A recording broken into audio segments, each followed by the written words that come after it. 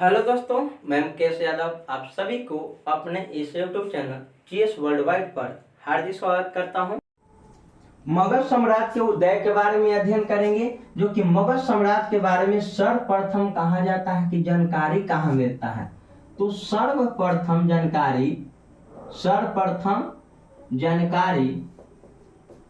अथर्ववेद में मिलता है।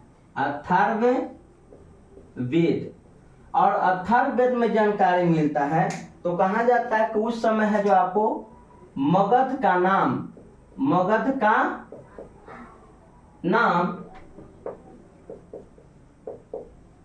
कीकट या किरात था। कीकट या किरात, मगध का नाम क्या था? कीकट या किरात। कौन सा है जो आपको ग्रंथ के अनुसार? तो अथर्ववेद के अनुसार है जो आपको पता चलता है। और कीकट या किरात का जो पहला शासक इस पर बैठा, उस शासक का नाम था आपको प्रमंगद, जो कि प्रमंगद कीकट या किरात का पहला शासक था। और अथर्ववेद के अनुसार मगध का उस समय नाम क्या था? कीकट या किरात। इसके बाद में कहा जाता है आपको कि पुराण तथा महाभारत के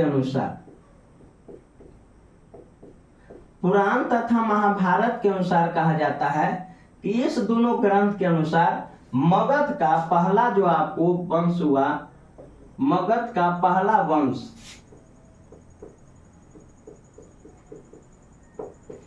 बृहद्रथ वंश था। बृहद्रथ वंश। और बृहद्रथ वंश का जो कहा जाता है उदय 544 BC में माना जाता है। किसके अनुसार? तो पुराण तथा महाभारत के अनुसार। और बृहद्रथ वंश का जो संस्थापक था वो स्वयं कौन था आपको? तो बृहद्रथ था।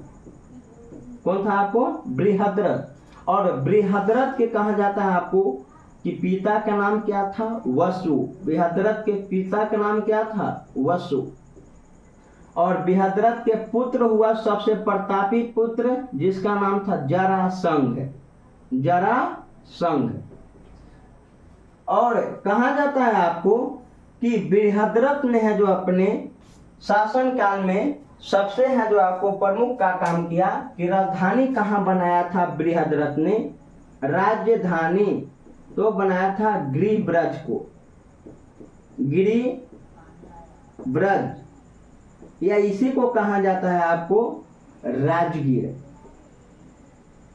गिरिब्रज या राजगीर, जो कि आज के बिहार के नालंदा जिला में स्थित है। कहाँ है आपको? बिहार के नालंदा जिला में स्थित है आपको गिरिब्रज, या इसी को कहा जाता है राजगीर। तो इसने राजधानी अपना बनाया था। बृहद्रथ वंश के कहा जाता है आपको कि सबसे प्रतापी राजा हुआ था जरासंध, जो कि आपको जरासंध भगवान श्री कृष्ण के समकालीन थे। और जरासंध और भगवान श्री कृष्ण के बीच काफी युद्ध हुआ था, जिसमें कहा जाता है आपको कि जरासंध एक है जो महान है जो आपको राजा के रूप में जाना जाता था। इस बात की जानकारी कौन सा है जो ग्रंथ से मिलता है? महाभारत। उस बात कहा जाता है आपको कि बृहद्रथ वंश के सबसे अंतिम राजा कौन हुआ था? तो बृहद्रथ वंश के सबसे अंतिम राजा,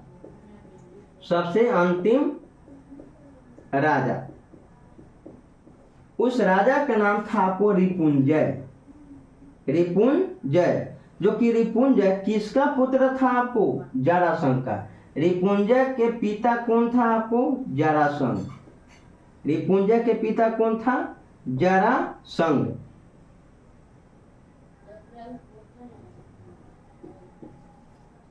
कहा जाता है कि जरासंध की हत्या भीम के द्वारा है जो आपको भगवान श्री कृष्ण ने मल्ल युद्ध में करा दिया था। और मल्ल युद्ध में जब आपको जरासंध की हत्या हो गया था, उसके बाद है जो आपको बृहद्रथ वंश के राजा बना था रिपुंजय, जो कि रिपुंजय किसका पुत्र था आपको? जरासंध का। और रिपुंजय कहा जाता है आपको कि एक अयोग्य शासक था। तो इसी के मंत्री, रिपुंजय के मंत्री या कहिए इसको सलाहकार, या इसी को कहीं मिलेगा अमात्य। तो रिपुंजय के मंत्री या सलाहकार या अमात्य जिसका नाम था आपको भट्टिये या पुलिक, भट्टिये या कहीं कहीं नाम देता है क्या आपको पुलिक। तो भट्टिये या पुलिक ने है जो आपको किसकी है जो हत्या कर दिया था आपको रिपुंजय की। सोते समय है जो आपको रिपुंजय की हत्या भट्टिये या पुलिक नामक है जो व्यक्ति ने कर दिया। और इसकी हत्या करने के बाद कहा जाता है आपको कि भट्टिये या पुलिक के है जो एक बेटा था मात्र 15 वर्ष के, जिसका नाम था आपको बिंबिसार।